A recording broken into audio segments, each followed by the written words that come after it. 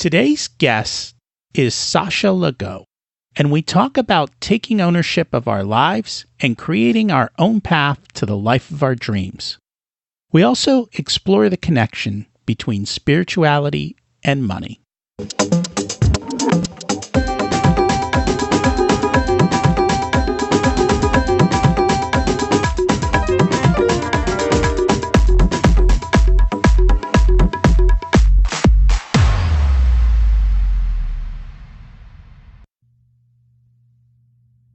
Imagine it's 12 months from now, and you've achieved your major life goals. How does it feel to be in the best shape of your life? To wake up energized, excited about the day? To have great relationships and friends who support you and propel you forward? How does it feel to have an excess of money, to be able to make the choices you want? To be fearless and open to trying new adventures? Imagine being connected to the universe and it providing everything you desire. It's possible over time, and your past does not dictate your future. The only thing holding you back from this vision is you. It's time to take control of our thoughts and use them to our advantage. Welcome to Richer Soul, where we achieve our dreams and bring balance to health, wealth, relationships, time, and spirituality.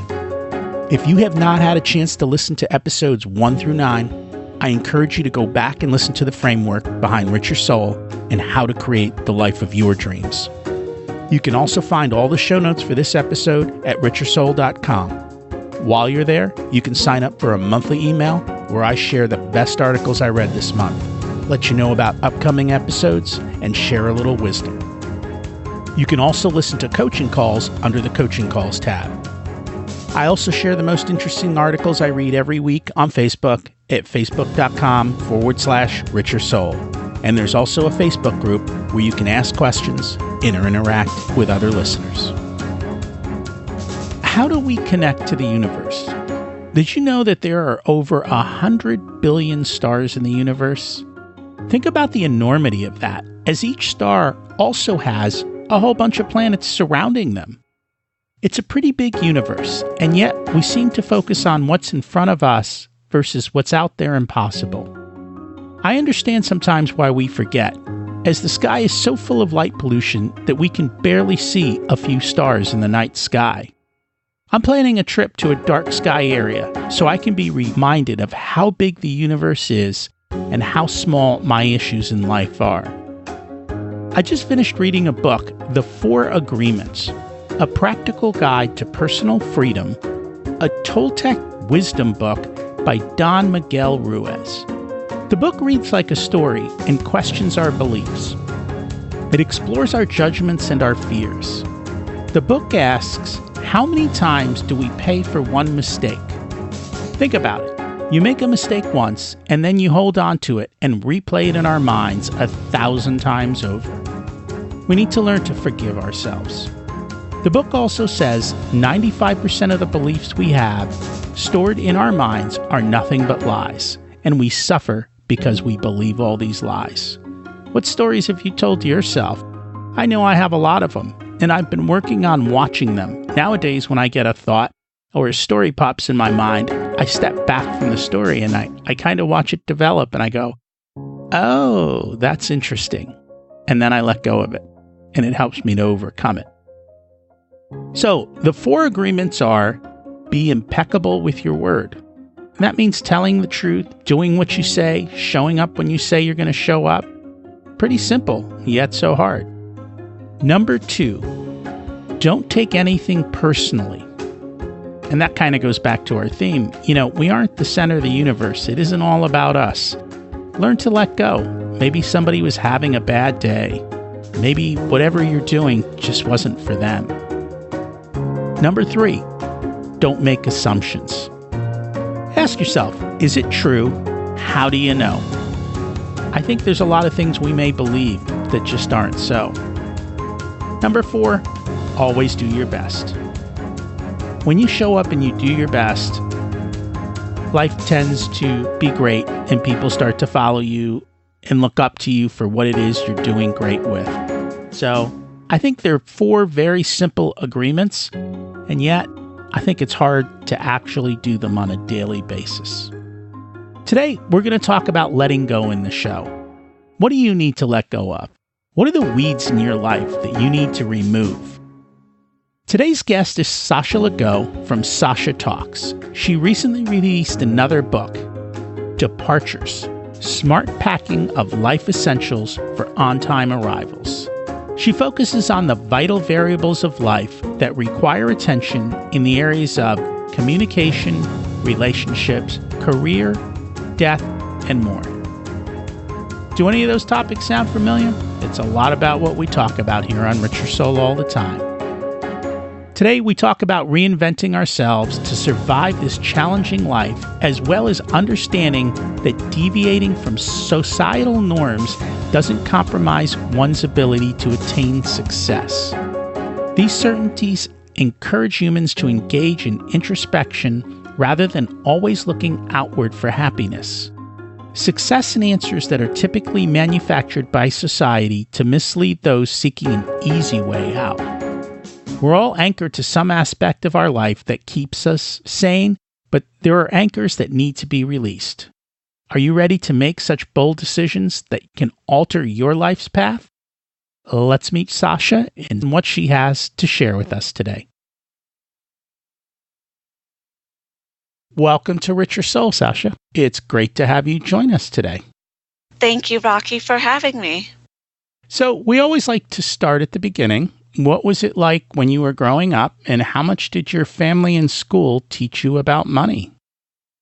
My parents did their best to instill a normal childhood in me because while growing up, I would move around a lot because of my dad's profession. He's a retired engineer in today's time. One thing that my parents taught me about money was to respect it, because both of them came from larger families, so they were one of several siblings, and in their childhood experiences, they had to share resources. So the whole idea of knowing that there were significantly less kids in my immediate family, I happen to be one of three siblings, we had more resources to work with, but the whole idea, the concept was to respect money because it doesn't grow on trees. And because they came from more of a mindset of you had to be mindful of money, they didn't teach that it was finite.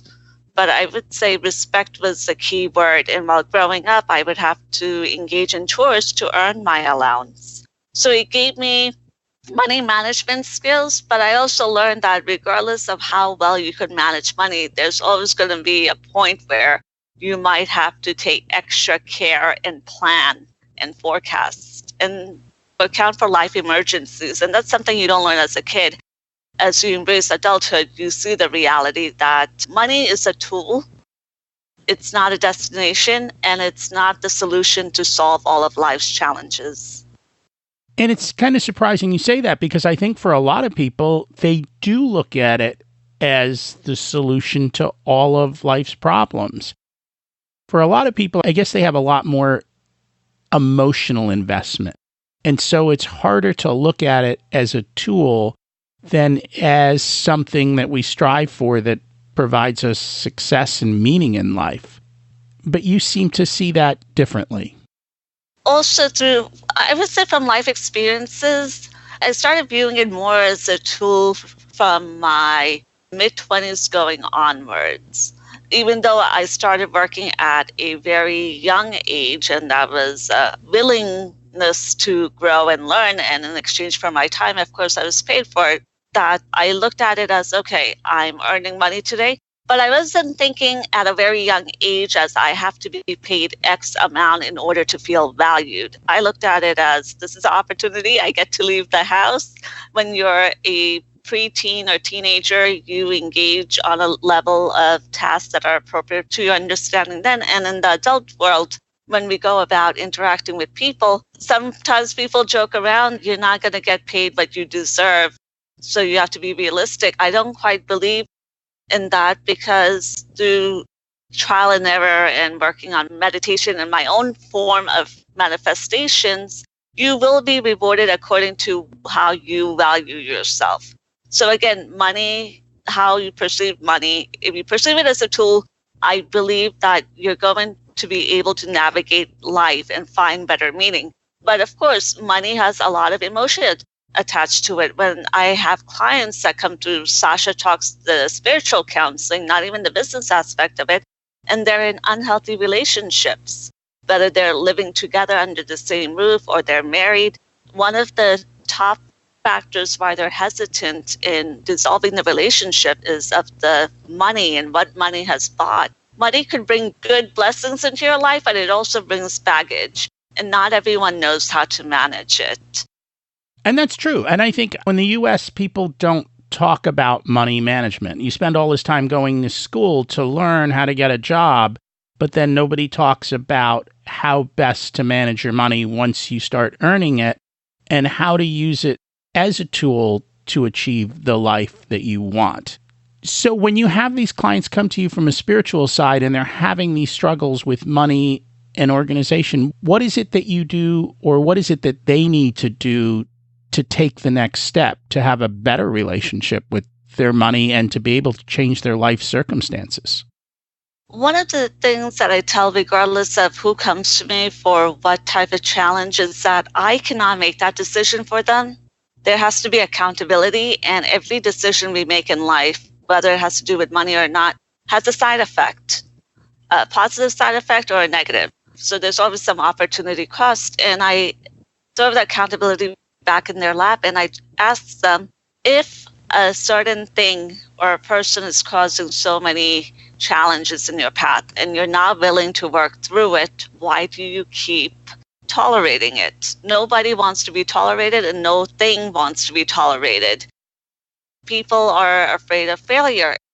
I remind them that if you're already unhappy, and this sounds so cliche, but the true happiness has to come from within. If you're relying on your partner to make you happy, on your employer to make you happy, or this great paycheck that you're receiving, and you just don't know how to manage it, it still falls back onto the individual that they have to take those proactive steps. Now, with the type of work I do, I often say I am willing to help the helpless that acknowledge that they are ready to take the help. But I cannot help the clueless, because there's only so much bandwidth, and you have to be strategic about finding people who are serious about their results. So it makes my work really easy because I have a few pre-screening steps, whether I'm working with a group, a business, or an individual. And with individuals, I noticed that most of them, from my observation, grew up thinking that money would take care of whatever they wanted. And if they got the tool, they don't view it as a tool. Once they get this thing, money, that buys them a bigger house, the comfort, they're going to be happier. And some people view money as a destination. And I would say from life experiences that if you are giving into the society's prescription that you need to chase the money because the money will open up the window and all of the doors you're destined to become, you are going to do that for your entire career path. And you have to change it around as become great at what you do, and the money will chase you. And that's very true. I think for a lot of people, it's not easy to make that switch, to focus on that. A lot of people, I think, spend more time being focused on the money instead of being focused on themselves and doing the inner work and building the skills to make them more valuable. You said something interesting. You said when you work with businesses and people, you kind of have a screening or a vetting process. Can you describe that? What exactly are you looking for from that person to say, I want to work with them, or I don't want to work with them? Sure, I engage them in questions and also in writing so they could refer back to their responses. The first thing I look for is that they understand what they're asking for, because we live in a society where people cannot differentiate needs and wants, especially with all of the resources that are available. Even 5-year-old children have iPhones. That is not necessarily a need. I know that while growing up, those type of resources were not even an option on the list. But even adults cannot differentiate between what is a need and what is a want. And it tells us a lot about, for example, in the context of money, where are you going to spend money? I have also worked in sales, and I recall one incident where a client came back and said, actually, I need to undo this contract because I have to use the money to pay rent. And I honored that transaction. And this doesn't have to do with Sasha Talks, this has to do with my past life, you could say. And before they walked away, I asked them, why did you spend the money if you have to pay rent that's due in a week?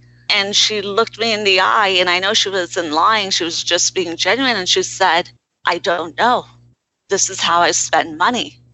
And there's only so much we could do to coach people, to groom people. Education does matter, but there are times where people know better and they're going to end up making investments, whether it's in their day-to-day life, going shopping. I have met some women who will go shopping. It's as their hobby. And then they hide all of the bags in their cars in different places in their house because they don't want their husband to find out. It sounds funny, but at the same time, it also serves as a seed for prospective confrontation and complications in relationships. And I have seen that happen. Now, it's really interesting that we talk about money. It's a healthy tool. And I think even from my own life experiences, I always viewed it with respect, but life, you also have to account for life emergencies that are out of your control. And from somebody being on both sides of the fence, I have more of a detached view as it's there for a purpose, but I'm not there to humanize it by treating it as a lover or a best friend. Because when you hear people talk about money, it says it's that family member sitting at their dinner table. It's hard to break that relationship up when it goes wrong with it. That's very true. And yes, retail therapy is probably a big problem. People go out and spend money hoping that it makes them happy. But the reality is the things that you buy aren't going to make you happy. I think they're looking for something and they don't know how to find it. And they're looking for it outside of themselves versus inside of themselves. And the reality is happiness isn't going to come from somewhere else. It's going to come from within. And you have to do that inner work to be ready for that and to build that and to let go of all of the commercialization that's kind of hitting you from outside. In today's time, capitalism is not a bad thing. Sometimes people ask me, what is your business background, where you come from? And I tell them, you're engaging in capitalism, whether you're working in an office, out in the field, doing sales, your money is going somewhere. You're wearing the attire. You're holding the latest phone that is out. And everyone is engaging in it. But I do believe that some people are on autopilot. Because everyone's doing it, it's easy, it's convenient. You don't even have to leave your bed to go shopping nowadays. Or the car will come to your door and take you if you don't have a car. It says, where are we creating that window for people to be mindful, to think for themselves? And of course, in order for this type of consumerism to succeed, that is part of, I would suppose, the plan, that you don't want for people to come up with the idea of what they want. Let's tell them, because that's where marketing and persuasion comes in. But I don't believe that people are, quote unquote, flat out being manipulated, because at the end of the day, the creator did give us a brain and we have to use it to make decisions. So if people end up in situations which are unfortunate with their finances or money, you can't pray it away. You can't just outsource that situation and have someone take care of it. When you don't have a healthy relationship money, it starts bleeding into your personal life, into your family life, into how you focus and how effective you are as a professional, your engagements with your environment around you. When it gets really bad, that's when people start panicking. Prevention is key, and as we tie it back to education, at least in the United States, they do not do a great job. And from all of the financial specialists that I cross paths with through networking, they even mention that. And the interesting part is that even the younger generation has commented that they don't teach enough on finances. They just tell you, acquire education, do great at your studies, start working at a young age, and you're going to acquire money. But you also need the education of what is money, to what degree can it help you in life. And of course, everything as a tool has a barometer. Too much of anything can be bad. I don't think too much of money can be a bad thing if you don't know how to be in control. Are you walking the dog or is the dog walking you? And that's very true. I think you have to be intentional in life and actually take the time to think things through. And that's where I think people get stuck, is you get so busy that you don't actually take the time to say, what is important to me? What are the things that I want to focus on? And then going out and making choices that allow that to happen. Too often we're listening to other people instead of listening to ourselves. Yes, and when money is the center of the universe, or as it's sold by society, when men and women, whether they engage in the workforce or not, they become successful, they have the money, and they become great providers, and they're able to buy things and have greater access to resources in the world. Yet some of them are led astray because they think if they just become a great provider, their role overall in life is done. And the thing is, then they are creating more blind spots in their life. You could be a great provider, but if you ended up spending just chasing the money, then maybe you ended up sacrificing a lot of time at home or in your marriage or with your raising a child or being there for yourself. And a lot of people that I notice that go through burnout by the time they become senior professionals, either it's because of life circumstances, and none of us are immune to it, or it's by choice thinking that that is the only form of security that they have available in life because they haven't worked on other parts of themselves to walk away and be detached. That there are some that are clinging on to their profession or to their role because their view is very insular. They're not looking at the big picture in life. They're just focused on that leaf on that one tree. And if anything shakes, they wouldn't know how to cope or handle it. So when we look at life, clearly money is one piece of the puzzle. What do you see as other pieces of life, and what are the other things that people need to spend more time focusing on? In my second book, Departures, I briefly touch upon the idea that life isn't always about getting what you want. Because if you get what you want, it's technically game over. Your struggle and the whole purpose of living has to do with going through the twists and turns and learning how to actualize what is within us. Each of us have our own respective talents and mission and purpose. So if you're going to spend your entire life chasing money, and once you acquire X amount, what comes next? There has to be something that transcends beyond that. How are you paying it forward? How are you interconnected in the society? Whether we like it or not, we are interconnected to some degree. In today's time, it would be called globalization. But people have to have a purpose that goes beyond the tangible day-to-day routine that they live. There are some people who connect with children. There are those that are passionate about education. It could be philanthropy. It could be the arts. It has to be something that nurtures you and brings you closer to who you are. When people talk about entrepreneurship, there are many who talk about it and say, I would love to do this or that. But how come some people are more prone to actualizing that goal and some are only good with talking about it? Because when you go about trying new things, it demands us to take risks. Sometimes anxiety comes with the territory. Failure. Failure is, I would say, part of the formula of life. And it's a good ingredient to have because if you have not ever failed, I would be very concerned in engaging that individual in a business endeavor or a personal endeavor because it's important to acquire coping skills, and they have to be across the spectrum as we evolve and also age. And age does not automatically grant us wisdom. You have to be engaged in life. And unfortunately, regardless of what type of experiences we have in any aspect of life, we can't just look through the glass and watch other people live. You have to be engaged.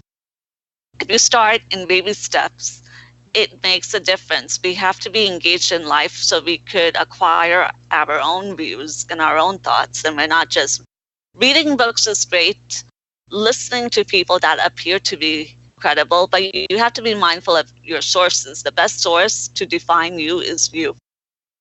That's a struggle because everyone is always looking for someone else to provide the answer or someone else to show the path. But the reality is, then you're living someone else's life and someone else's dreams. You have to figure out your own path and your own dreams and to figure out how these things all come together. When you talk to people and the people who come to you, how clear are most people on what they want, or are they focused on what somebody else wants for them or what they think they should do for society? Great question. I would say, especially when I started out, and over time I have refined the metrics of whom I can engage and whom I cannot engage. Because I tell people I'm not everyone's cup of tea. I'm not going to entertain more than one or two sessions max if the individual is not clear on the reasons of why they want to improve themselves and make those changes. A lot of people plan about it, they talk about it, but they're not going to act on it. And I only focus on those that are ready to throw their hands up in the air and act upon it. Worked for my best friend, so I think this business idea is going to work for me. Or this worked for my sister, so it's going to work for me. My boyfriend did this. It's always someone outside of them that they know that has either recommended something, and they give more credence to a stranger. And the dangerous part comes in when it has to do with money, that other people are telling them what to do. And it's not even coming from a licensed financial advisor. This is just social casual chatter among their personal circles. They look at it as, okay, if I run out of money, I'll come up with more. For a very small conservative population, that may be the case. Because when people come before us, we're only seeing a certain slice of who they are in terms of who they are and how they present themselves. But when they come in those sessions, they're either very optimistic that they want to start a business, and sometimes they're not being practical about it, at least in my books, because they're willing to compromise their children's education money, or they're willing to take out another mortgage, which is unnecessary because they don't want to put in a little bit extra form of work or take a few extra steps to put their provisions in place. They just view money as I could go and just take out a loan. They forget that you don't want to write checks that your body cannot cash, because we are human, we're not a machine. And you also have to account for planning and possibly error, because we're talking about day-to-day operations and not everyone is practical about it. And I noticed that sometimes they let family guidance come into play. Family may mean well, and they may wish you well, and there are emotions tied in, but still, some things are a business decision. You could still be emotional about it, but practicality and common sense has to be there. Because when things don't go well with money, other parts of your life start suffering, and people don't believe that until it happens. It's not a set formula that if one goes wrong, the other one will.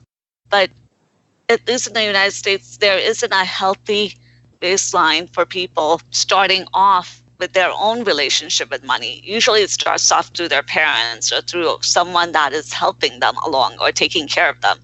But eventually you should be trusted on how you handle $100, $100,000 and more. And I know this is the struggle that I see too, is getting people to take action. And it sounds like as you work with people, if they're not taking action, you just move along and you look for someone who's willing to. I guess it's impossible to get people to take action unless they're willing to do it themselves. And I guess that's the question is how does someone kind of take that step to go take action or move forward? How does that come about? So the examples that I shared, these are those that do not move along. They don't ever become my client because I will not take them. And sometimes they get frustrated because they don't see that they are looking at their challenges from a third party perspective, but they have to own it. You have to take ownership of it. People are so quick to take ownership of things that go well, but when things start not going well, it says it's not my problem. This person told me to do it, or that person told me to do it. And in order to take action, the ones that come with their personal challenges that don't even have to do with money, has to do with when they reach a point where they are sick of looking at the same view, the same routine, the same outcome, and they are tired, they're fed up, and they're ready to make changes, and they're serious about it. And I always tell them that I am not your final destination, because achieving results could be one thing, but then you have to maintain them. Because if you had money problems once, let's say per se, and I'm not a financial advisor, and they know that because we direct them to the appropriate people. If you didn't learn anything from your experience, you're going to repeat it. It's only a matter of time. There are people who are serious about getting out of that situation, taking action, but they are not taking the lessons learned. So the next time something happens, it's preventable, and they know how to maintain the new state that they have acquired, whether it's financial stability or being in a better career path, domestic harmony. And that is something that people have to understand, that it is a process. It's not an overnight cure. You are part of the formula. You're not just watching other variables in your life fall into place, because it takes time for things to fall apart, and it takes time to build. You are part of that, whether you like it or not. Whether you were negligent, whether you let time run out, or you trusted the wrong people, it teaches you life skills. So whether you want to chase money or invest in money, who are the people and the resources that you will rely on? Do you need the resources to rely on, or will you go based off your own judgment? I think when people rely on their own judgment, either people are really brave and courageous, and they're willing to take the hit if something goes wrong, and they're realistic, or they are completely the opposite of, if something goes wrong, I'm going to blame this person because they told me to do it. But you actually took the advice, so it's you to blame for taking bad advice. Yes, and that's what I tell people, that whomever you go to and in life, people are going to say a lot of things to you, because a lot of people who give advice don't even know how to run their own lives. That you have to filter what is appropriate and think about it. A lot of people who may mean well, and regardless of their presentation and marketing, I tell people, remember, you make the decision, you are working with the side effects and the consequences of it.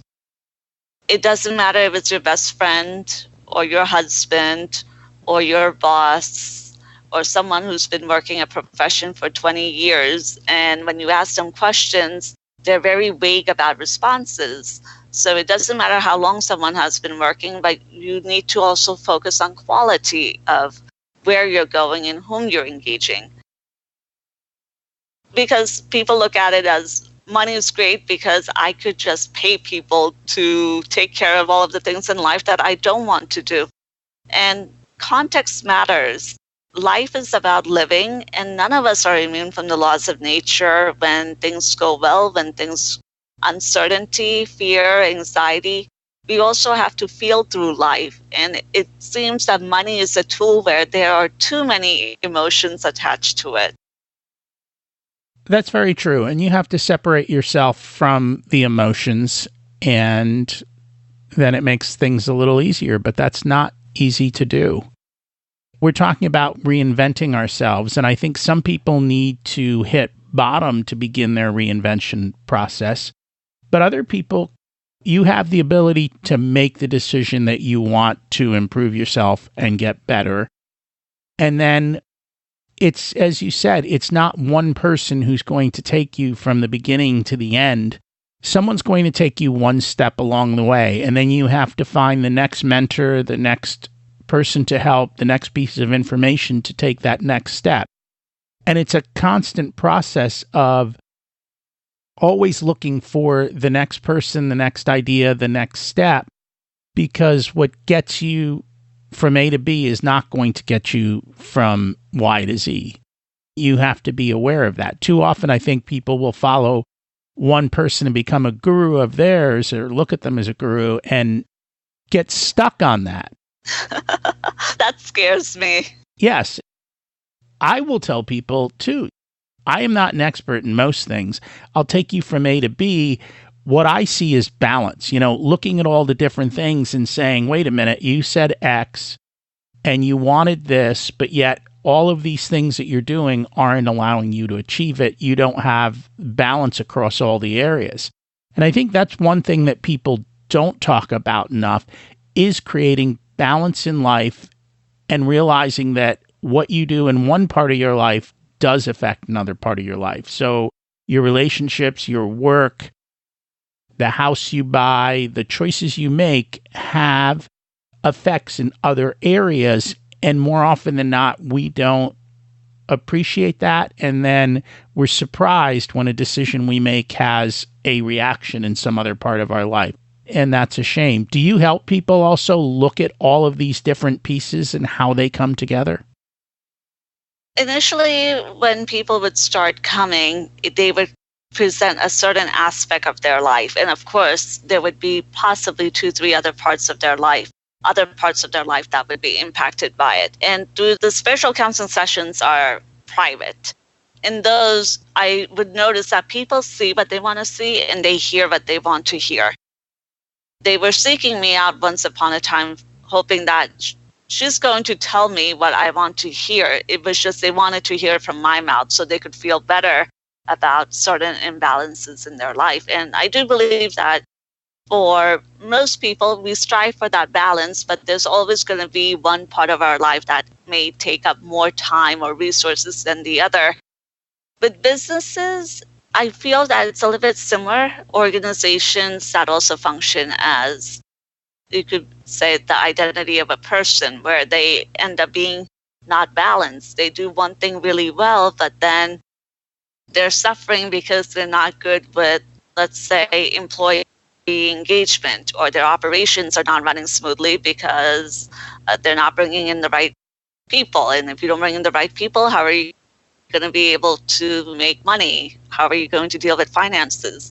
So that also exists in businesses. It could exist in a home in terms of how you may be raising a family or running your home, literally and metaphorically. And then also in the lives of individuals of, okay, I am spending too much time working. I could recall from experience that if I had to go look back at least 8 to 10 years ago, I was working significantly more than what I should consider, because then I was missing in action in other parts of my life.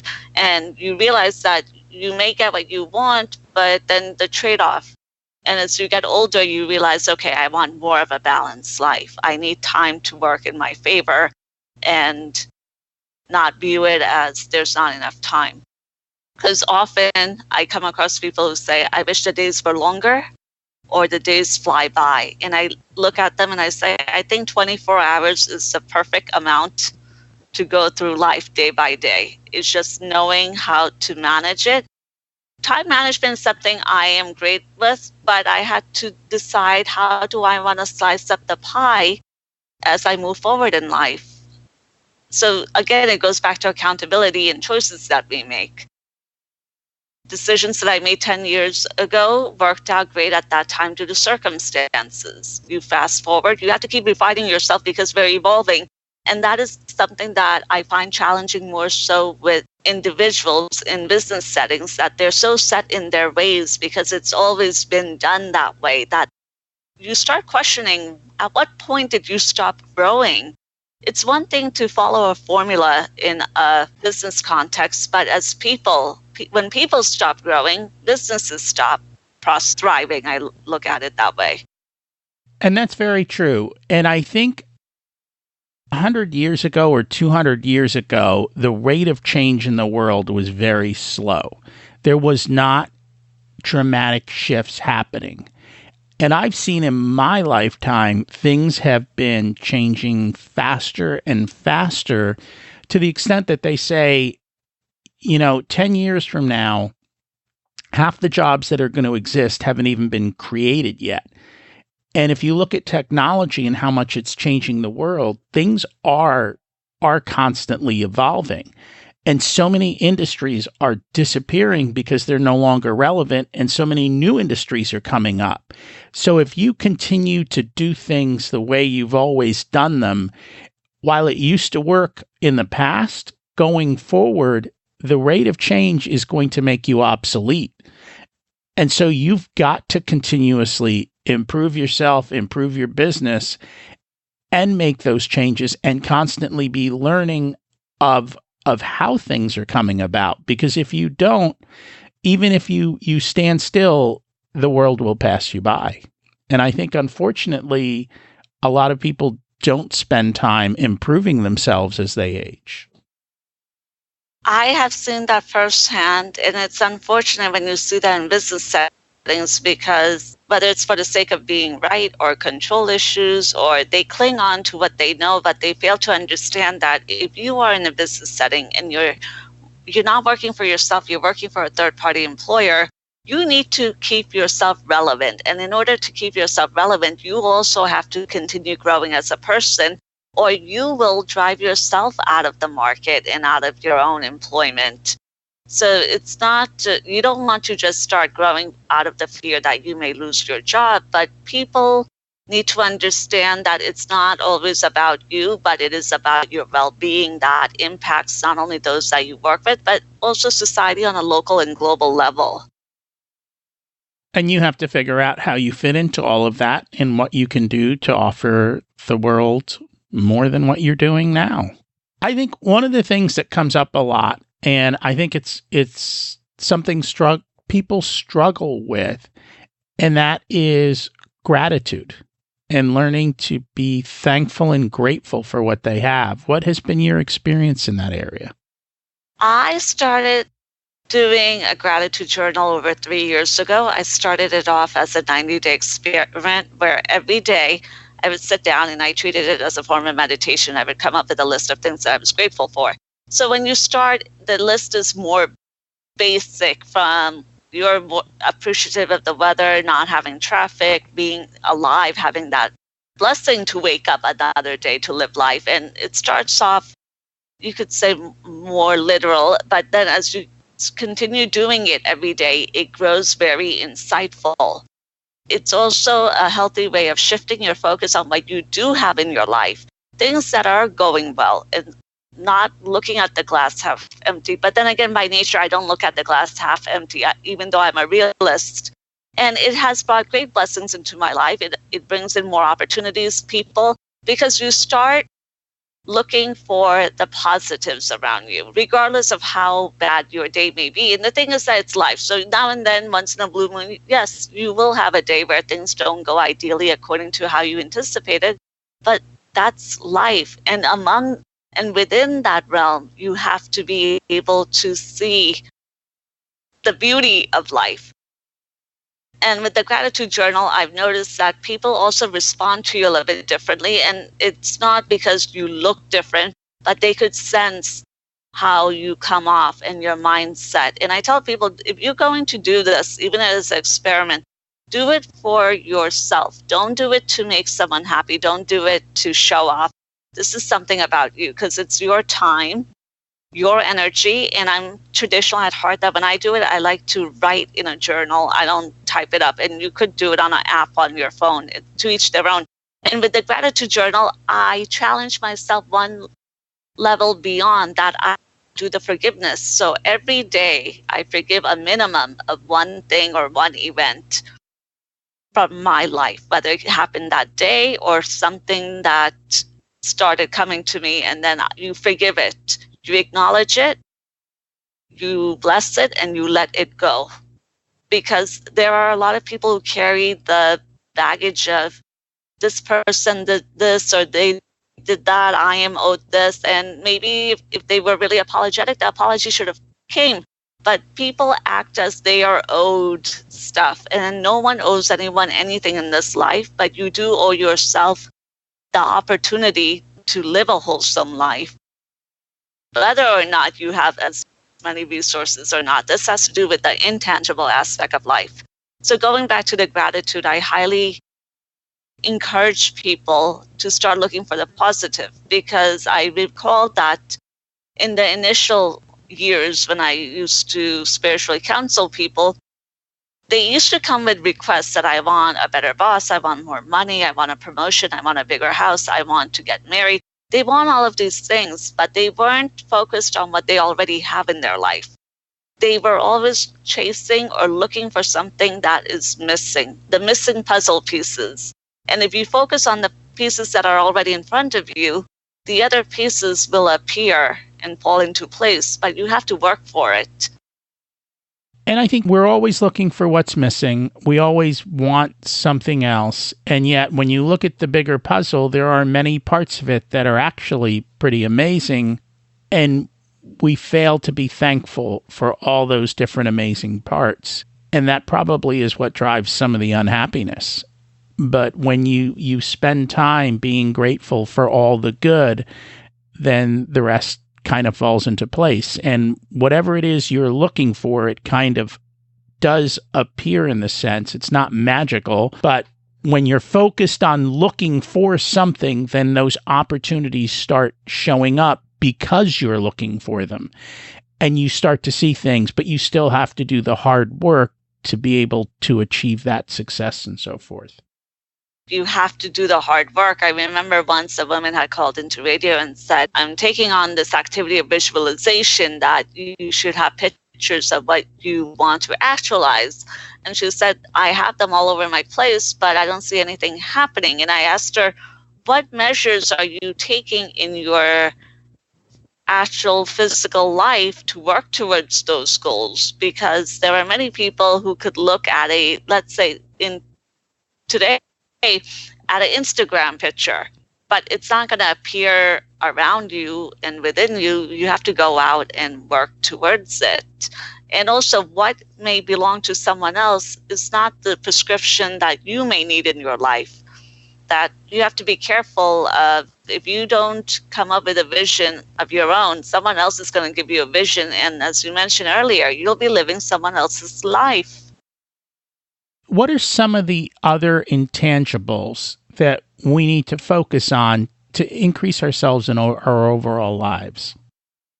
I encourage people to make decisions for themselves within the realm of common sense, meaning that if you need to make a legal decision, go seek a lawyer. If you need to make a financial decision, go seek a financial specialist with the right credentials.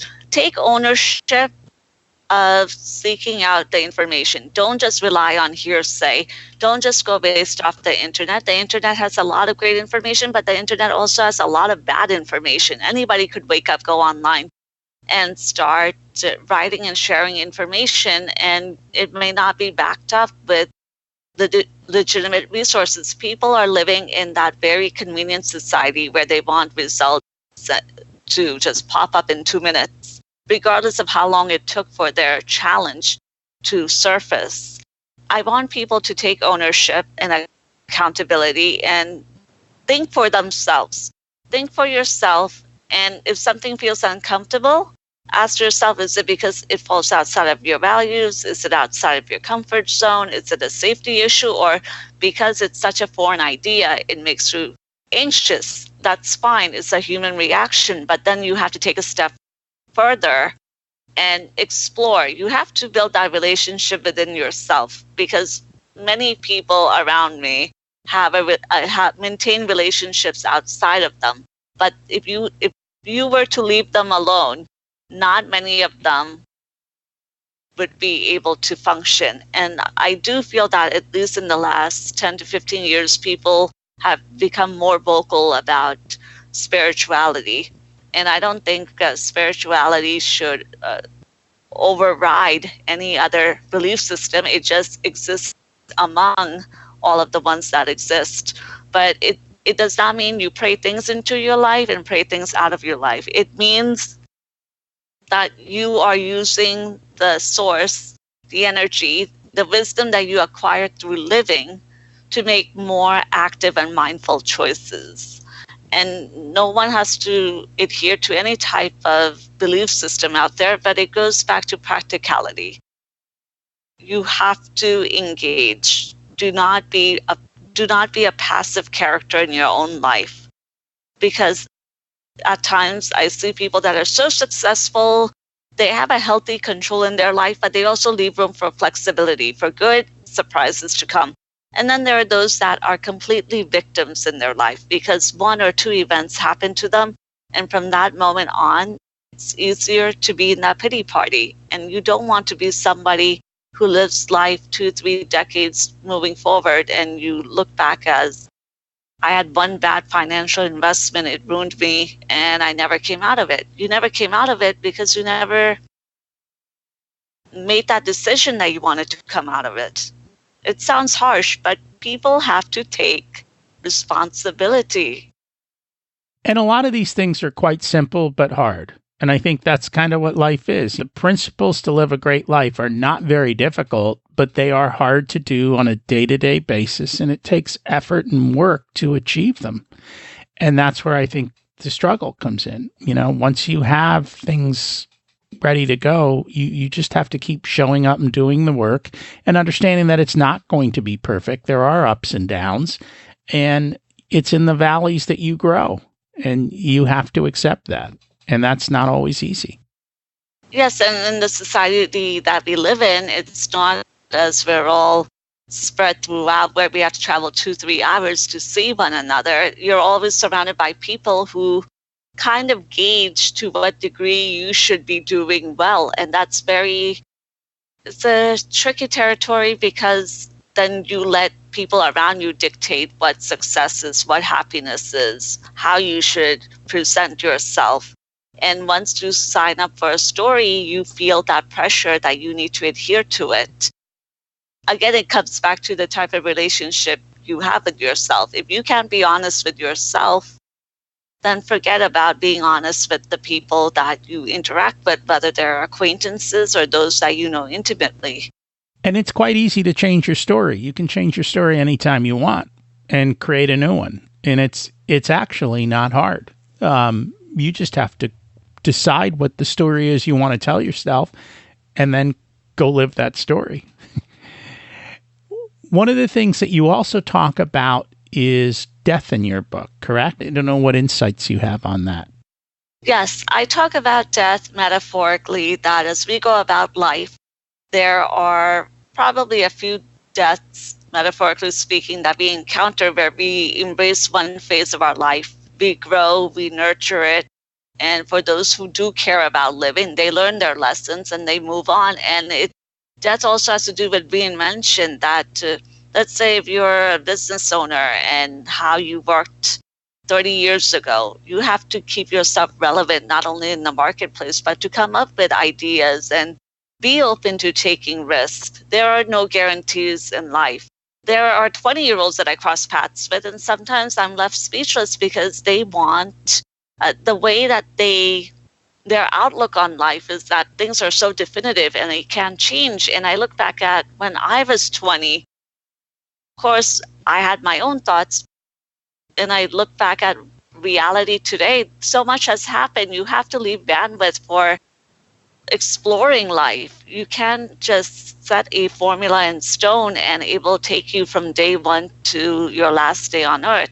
There's only probably two certainties, death and taxes, and leave room for all other types of opportunities that come into your path. Death is something, some people fear it in a literal sense, and other people are very much at peace that when their time comes, their time comes. So it makes one question, how come some people are very comfortable that if they were to be removed from this planet, they're very comfortable in their skin? And then there are those that are doing everything to resist and fight the evolution of life. But the reality is time is ticking.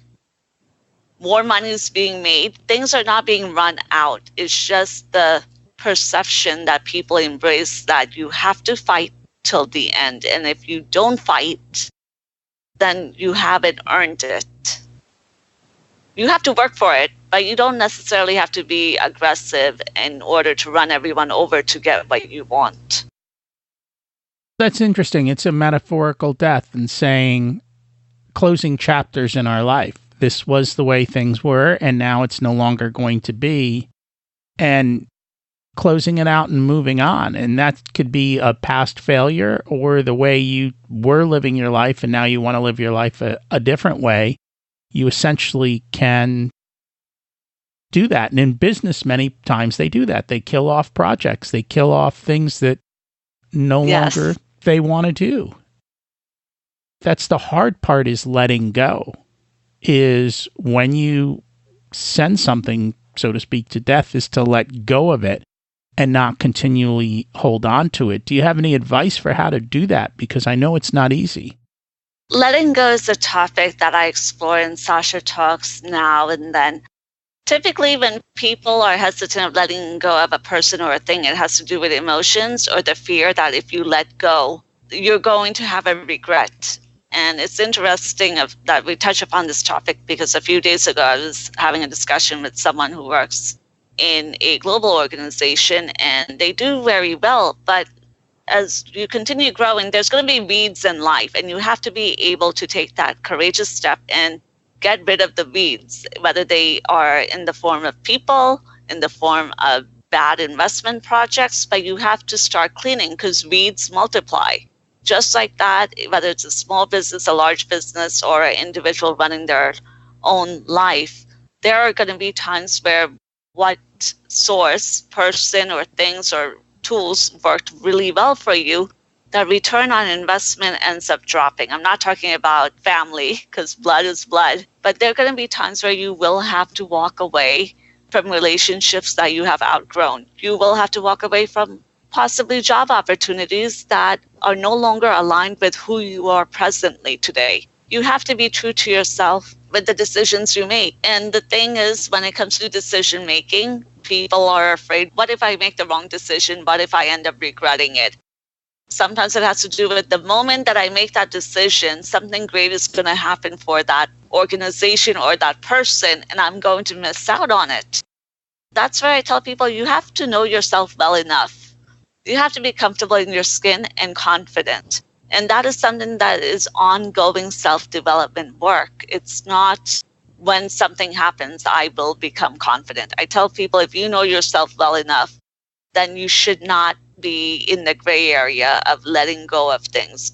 If we were to count death metaphorically, God knows how many deaths I have witnessed in my own life where you have to make those decisions and move forward. Death to me is liberating because it says the building has burned down and the ashes are there. You have nothing to lose but to go up. And I think that's a driving factor for a lot of people when they have to let go, is the uncertainty and to understand that type of thing. And the problem is, for most things in life, the decisions we make don't always have resolution or solutions in 6 months or a year. Sometimes it takes 10 or 20 years to see the outcome of the choices we make because they are just small steps along the way. And to have that patience is not easy. To know that that outcome is coming, but in the meantime, it's the struggle. Yes, that's why I tell people that have goals. You have to have goals in order to get to your vision.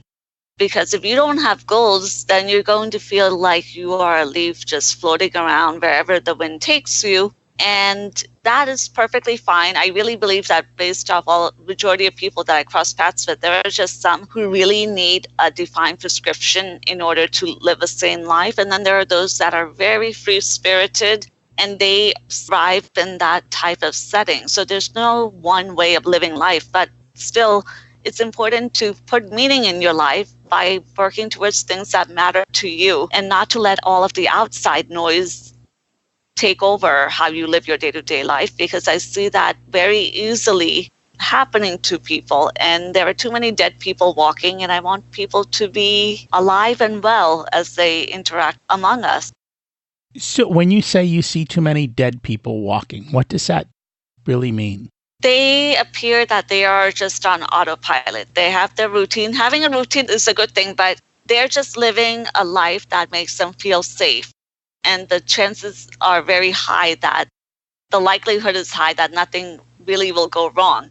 They want to have that paycheck coming every 2 weeks. They have that person waiting for them at home. They don't have to make any bold decisions in day-to-day endeavors where it might compromise them, their reputation, their security, whether it's financial security, emotional security. There are those that just would rather be told how to live their life and not have to think about every little decision that they make that has a side effect, that has accountability. I do believe, and this is a discussion that I've had on a few occasions when asked, do you believe that most people are cut out to be entrepreneurs? And I say some people may think they are, but they are not going to follow through because there's a lot of decision making. There are a lot of courageous decisions you're going to make. And if you don't have patience, if you are not into working hard and making that investment, you're not going to get that output. There's a reason why so many of them do not succeed. And it could be for a multitude of reasons. But how come some people follow through till the end and they go past the finish line? And then there are those that call out before their first day. And I think that's just understanding yourself and knowing what your skill sets are and what you want out of life. And being clear with that and being in alignment. Yes, so know what you want and why you want it, because the why will dictate how far you will go and how well you will succeed at that goal. That is very true. So is there any areas that we have not touched upon yet that we should touch upon today? I think we covered a little bit of most of the major topics that focus on accountability, self-development, and our relationship with ourselves. Because if we know ourselves well, then our relationship with money will be healthier. Because you don't want to form a codependency, but money is welcomed at the table as long as it doesn't start, I would say, dominating our lives. That is very true. So what is one action step people can take this week to get more in alignment, take a step forward?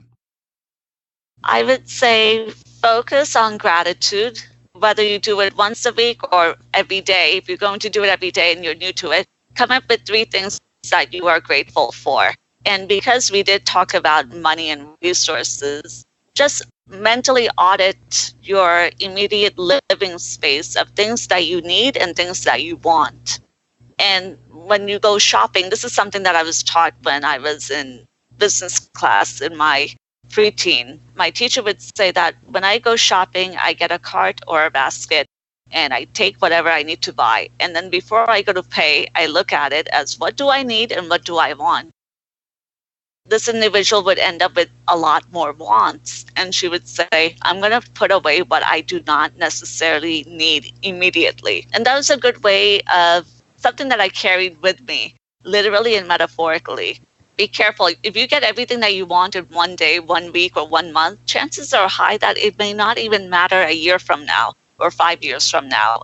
And you don't want to be running a store or just hoarding for the sake of it. And sometimes that ends up being a symptom of greater challenges that people host. And you want money to work in your favor, not against you, today or even later in time. And I think that's very true. I know in my younger life, I got a lot of wants and then they created obligations and I didn't want them anymore. And then it just took a lot of effort to clean up and get rid of stuff. And I find now that the less I have and the less I have to be obligated to, the happier I become.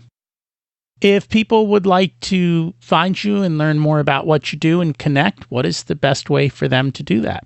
Yes, people are welcome to go to sashatalks.com, click on the contact page and drop me a line, and you're welcome to check out the platform. Thank you. And I encourage people to check it out, and I will put all of that in the show notes. Thank you for joining us today, Sasha. Thank you, Rocky. So, what do you need to let go of? Who are you today, and who do you want to be? Who will you be tomorrow, or next year, or in a decade? What steps are you taking to get there? Or are you part of the living dead that Sasha talked about? This week's action step was to practice gratitude. What are 3 things you are grateful for? I've been working on this, and it's life-changing. Focusing on what we need versus what we think we want. Taking the time to step back and be present and thankful. We live in amazing times, and if you're not living a thrilling life, the only person to blame can be found in the reflection in the mirror. Knowing our purpose, our why is important, and we talked about it again today. It's what drives us forward towards the goals that we want to achieve. What's preventing you from moving forward, and who are you putting on your team to help build the life you deserve? Taking no action creates a far worse outcome in life than trying something and failing. Can I help you achieve your goals? Just email me, and we can start with a short chat to see if we're a good fit. For many people, one session allows them to take a giant leap forward. If Sasha resonated with you, check her out at Sasha Talks. Listen to what she has to say, and if she's the one to help you, that's awesome. Connect with somebody and make sure you've got that team. Hey, if you're still listening, you must have liked this episode.